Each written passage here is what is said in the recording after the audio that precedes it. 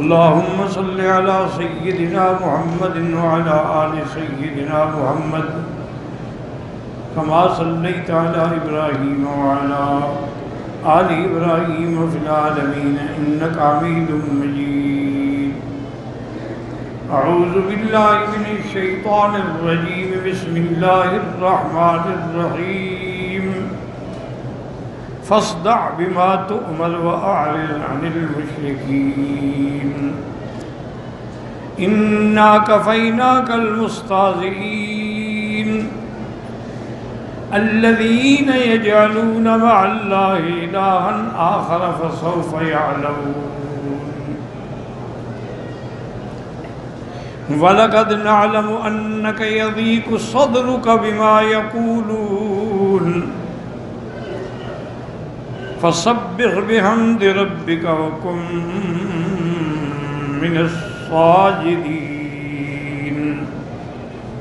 وَاعْبُدْ رَبَّكَ حَتَّى يَأْتِيَكَ الْيَقِينُ. وقال ابو عبیدہ عن عبد الله بن مسعود وزار النبي مستخفيا حتى نزلت فاصدع بما تؤمر فخرج هو واصحابه. حضرت عبداللہ بن مسعود رضی اللہ تعالیٰ عنہ سے روایت ہے کہ حضور پاک ابتدائی اسلام میں خفیہ طور پہ عبادت فرماتے تھے، کبھی دار ارقم میں، کبھی بیت ام ہانی میں، لیکن جب یہ آیات نازل ہوئی تو حضور صحابہ کو لے کے باہر نکلے میدان میں، اور ان آیات میں شان محمد مصطفیٰ بھی ہے صلی اللہ علیہ وسلم کہ جب بھی حضور پر دشمنوں نے کوئی اعتراض کیا ہے نا جی، اس کا جواب اللہ نے دیا.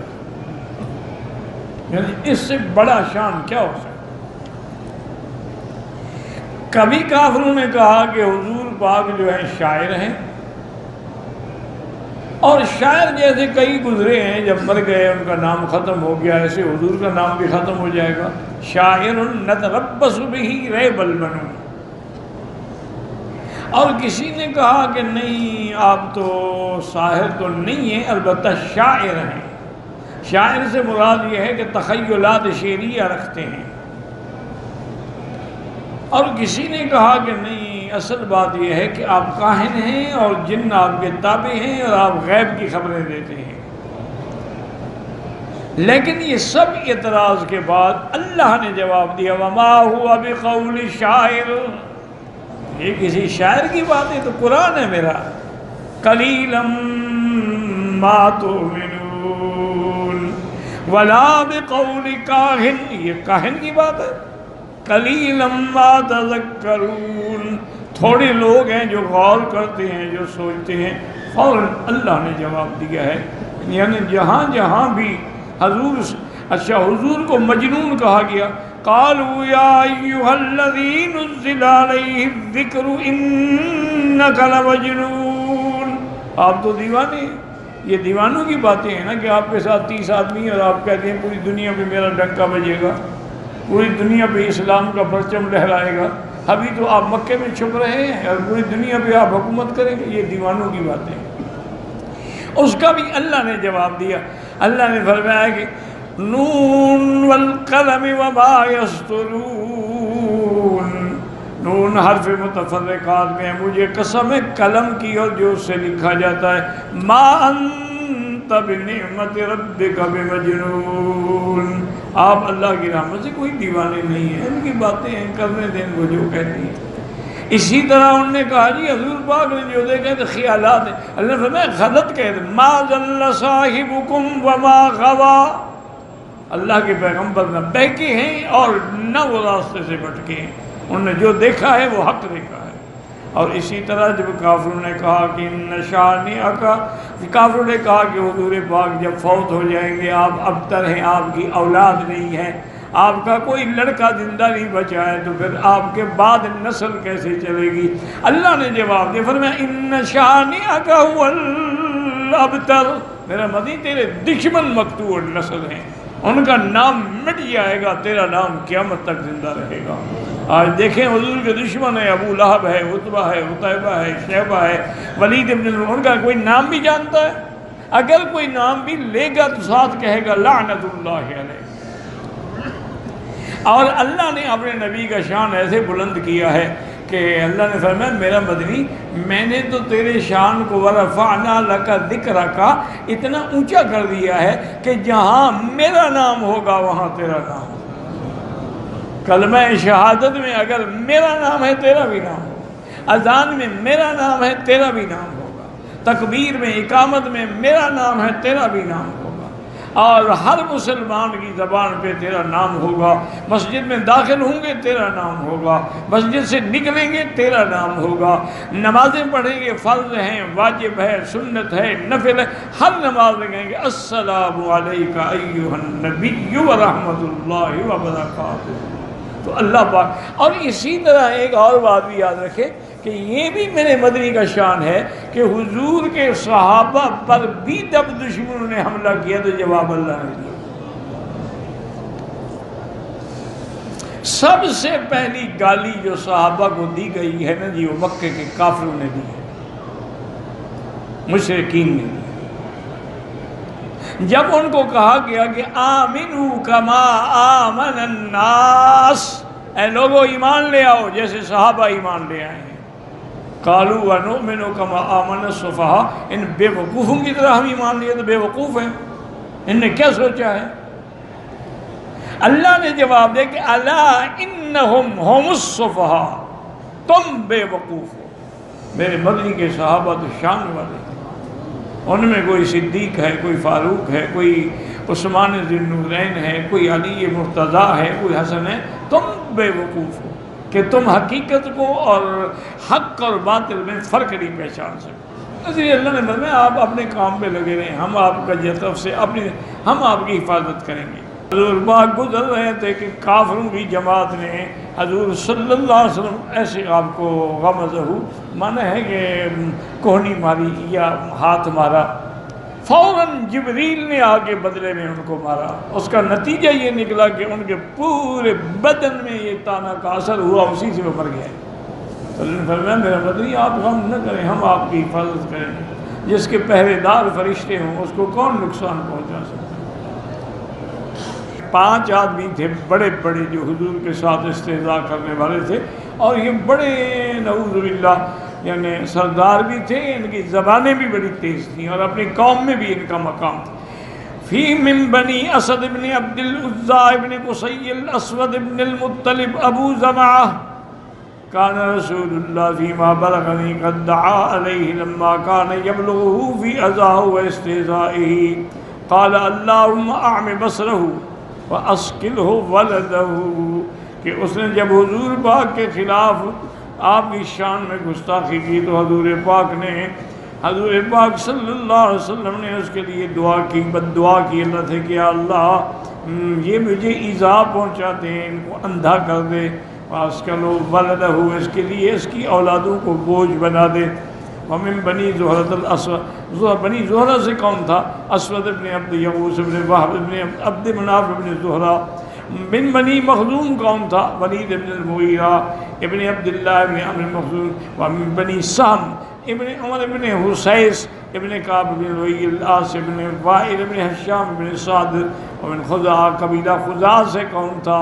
الحارث ابن طلحہ ابن عمرو ابن الحارث ابن عبد ابن عمرو ابن ملکان۔ فلما تمادوا في الشر واكثروا برسول اللہ صلی اللہ علیہ وسلم، اللہ سے یہ 5 بڑے بڑے جو ہیں نا قبیلے کے، یہ شر میں آگے بڑھ گئے اور حضور کے خلاف استہزاء کرنے لگے۔ اللہ نے قرآن اتارا فاصدع بما تؤمر واعرض عن المشرکین انا کفیناک المستہزئین الی قولہ فسوف یعلمون۔ یہ دشمن تھے بڑے بڑے۔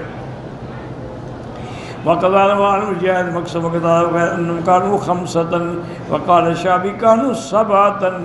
باتیں کہ وہ 5 تھے، اصل بات یہ ہے کہ سب کافر دشمن تھے، لیکن یہ ان کے بڑے تھے، یعنی یہ سب سے زیادہ جرأت کے ساتھ سرکار دو عالم کی استہزاء کرتے تھے، لیکن انجام یہ ہوا کہ سب کو بری موت آئی اور سب ذلیل ہو کے مر گئے۔ یعنی آپ اندازہ کریں کہ ابی لہب نے جب حضور کی شان میں گستاخی کی، تبت یدا ابی لہب وتب، اللہ نے قرآن نازل کیا اور قیامت تک اس پہ لعنت برستی رہے گی۔ اور پتہ ہے ابھی لہب مرا کیسے تھا؟ اس کو ایک ایسی بیماری لگی بدن میں، سارے بدن میں کیڑے پڑ گئے، اور اتنی بدبو تھی کہ اس کے گھر والے بھی، اولاد بھی روٹی دینے کے لیے نہیں جا سکتے تھے۔ انہوں نے کوئی غلام ان کے ذمہ لگایا تھا، وہ بھی دور سے پکڑ کے روٹی اس کو ڈال دیتے تھے۔ نتیجہ یہ نکلا کہ اسی حالت میں وہ مر گیا، دروازہ بند تھا، کسی کو پتہ نہیں لگا۔ 2 دن کے بعد جب بدبو پھیلی تو اس کے گھر والے گئے، دیکھا کہ وہ مر گیا ہے، لیکن اب کون لاش اٹھائے؟ بدبو میں قریب کون جائے؟ تو انہوں نے کچھ سوڈانی لوگوں کو کرائے پہ بلایا، ان کو پیسے دیے، انہوں نے بانس باندھ کے اس کو اٹھایا اور ایک گڑھے میں ڈال دیا۔ یہ انجام ہوا دشمنان محمد مصطفیٰ کا، واللہ تعالی عالم۔ حجر اسود کے سامنے آپ یوں کھڑے ہوں کہ آپ کا یہ کندھا جو ہے نا حجر اسود کے کنارے کے برابر ہو، یہ استقبال ہے۔ پھر ایک قدم آگے بڑھ کے پھر کہیں گے بسم اللہ اللہ اکبر وللہ الحمد، یہ استلام ہے۔ اسی طرح ہر چکر میں اگر موقع مل جائے تو رکن یمانی پہ بھی دائیں ہاتھ سے بسم اللہ اللہ اکبر وللہ الحمد اللہم انی اسألک العفو والعافیہ ربنا آتنا فی الدنیا حسنۃ وفی الآخرۃ حسنۃ وقنا عذاب النار۔ یہاں اللہ کے ہزاروں فرشتوں کی ڈپٹی لگی ہوئی ہے۔ جب بندہ استلام کرتا ہے، یہ دعا کرتا ہے، فرشتے کہتے ہیں یا اللہ اس کی دعا منظور فرما دے۔ تو اب حجر اسود پہ آئیں گے، پھر اسی طرح اب اشارہ کریں گے۔ اشارہ ایک ہاتھ سے بھی جائز ہے، 2 ہاتھوں سے بھی جائز۔ اگر ہاتھ لگ جائے تو بوسہ دینا ضروری ہے، نہ لگے تو بوسے دینے کی ضرورت نہیں ہے۔ یہ آپ کا ایک چکر ہو۔ اور ایک بات بھی آپ میرے بزرگ ہیں، یاد رکھیں، بہت سارے ہمارے دوستوں کو، حاجیوں کو، بلکہ اکثر کو یہ بات بن گئی ہے کہ جب وہ پڑھتے ہیں نا ربنا آتنا فی الدنیا حسنۃ وفی الآخرۃ حسنۃ وقنا عذاب النار، یا عزیز یا غفار، یہ ملاتے ہیں، یہ غلط بات۔ اللہ کے قرآن میں اضافہ کرتے ہو، کبھی کبھی پڑھ لیا کبھی نہ پڑھی، یہ نہیں کہ جب بھی یہ آیت پڑھو ساتھ کو یا عزیز یا غفار، یا عزیز یا غفار، یہ تو بہت بڑی زیادتی ہے،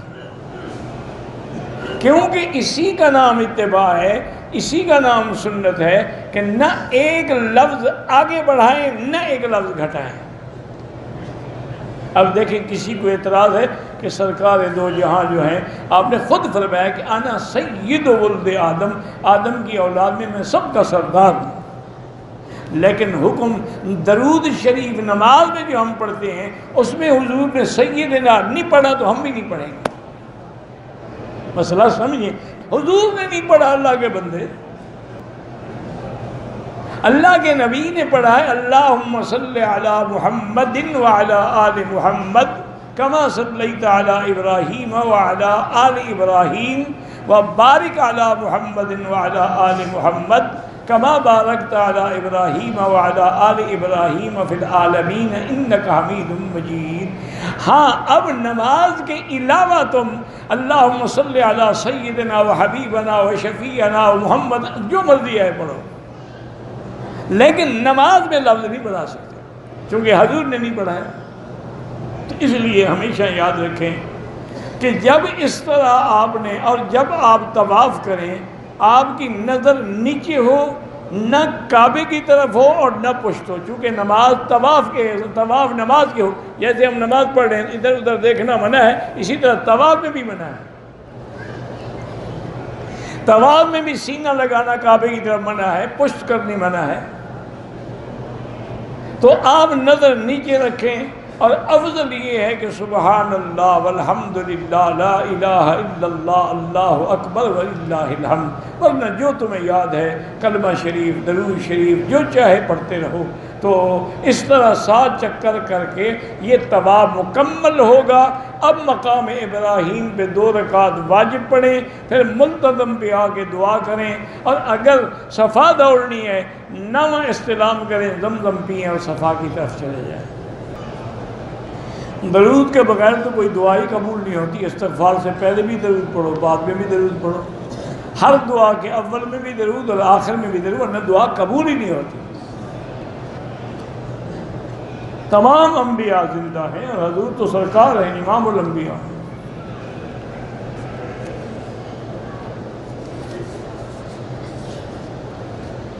قصر نماز میں ہمارے پاس وقت ہو تو سنت نفل سب پڑھ سکتے ہو۔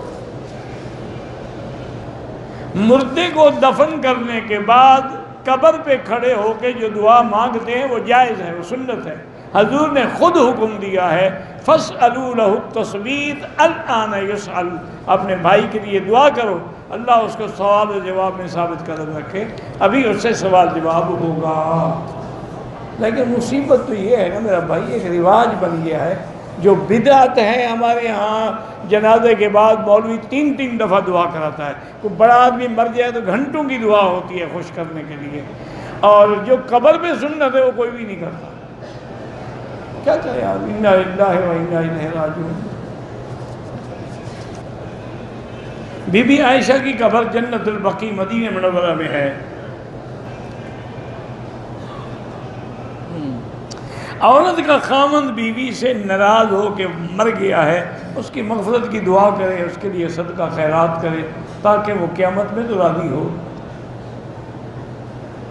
موت کا وقت مقرر ہے، بالکل عمل سے موت ٹل سکتی ہے، بالکل نہیں ٹل سکتی۔ ان اجل اللہ اذا جاء لا یؤخر، قرآن ہے کہ اذا جاء اجلہم لا یستاخرون ساعۃ ولا یستقدمون، جب موت کا وقت آئے گا نہ ایک گھڑی آگے ہوگا نہ پیچھے ہوگا۔ سرکار دو عالم نہ بہت لمبے تھے نہ چھوٹے تھے، درمیانہ قد مبارک تھا۔ آپ کے کندھے مبارک چوڑے تھے، چہرہ مبارک 14ویں کی چاند کی طرح تھا، سینے مبارک تک آپ کی داڑھی تھی۔ حج و عمرے کے علاوہ سب سے بڑی فضیلت طواف ہے۔ مسجد الحرام میں ہر گناہ کے کام سے بچو، خاص طور پہ بد نظری سے بچو۔ میرا بہنوئی ختم نبوت سے انکار کر رہا ہے، اگر منکر ہے تو مرتد ہے، پھر اس کا کوئی جائیداد کا وارث نہیں بن سکتا۔ فقہ حنفی کے مطابق امام کے پیچھے کسی بھی نماز میں فاتحہ نہیں پڑھنی۔ اگر زمین یا گھر بنا رہے ہیں، پیسوں کی کمی ہو، بینک سے قرضہ لیں، حرام ہے۔ واللہ اعلم۔ اللہم صلی علی سیدنا محمد وعلی آل سیدنا محمد وبارک وسلم۔ یا حی یا قیوم یا ذا الجلال والاکرام، یا ذا الجلال والاکرام، یا ذا الجلال والاکرام۔ اللہم انا نسألک باسمائک الحسنى وصفاتک العلی، اللہم ثبتنا علی الایمان، اللہم ارزقنا حسن الختام، اللہم اشفنا واشف مرضانا وارحم موتانا واستجب دعانا ولا تخيب رجاءنا برحمتك يا ارحم الراحمين۔ اللہم اغفر لنا ولوالدینا ولوالد والدینا ولمشائخنا ولاساتذتنا ولمن حق علینا ولمن اوصانا واستوصانا ولجميع المسلمین والمسلمات والمؤمنین والمؤمنات الاحیاء منهم والاموات۔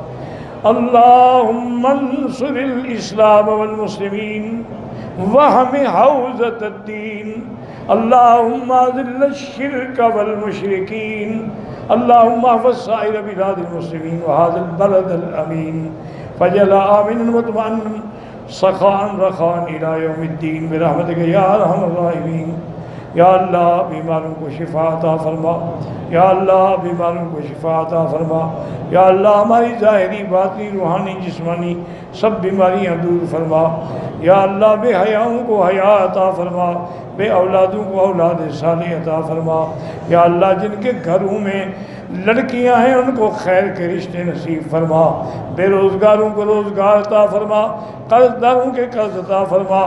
یا ارحم الراحمین، مسلمانوں کی جتنی مساجد ہیں، مدارس ہیں، معاہد ہیں، جس ملک میں ہیں ان کی حفاظت فرما۔ یا اللہ مسلمان جس ملک میں ہیں، فلسطین میں ہیں، حلب میں ہیں، شام میں ہیں، کشمیر میں ہیں، عرب میں ہیں، عجم میں ہیں، افغان میں ہیں، ان کی جان مال آبرو عزت کی حفاظت فرما۔ ربنا ظلمنا انفسنا ان لم تغفر لنا وترحمنا لنكونن من الخاسرین۔ ربنا آتنا فی الدنیا حسنۃ وفی الآخرۃ قنا عذاب النار۔ وصلی اللہ تعالی علی خیر خلقہ سیدنا محمد وعلی آلہ وصحبہ اجمعین۔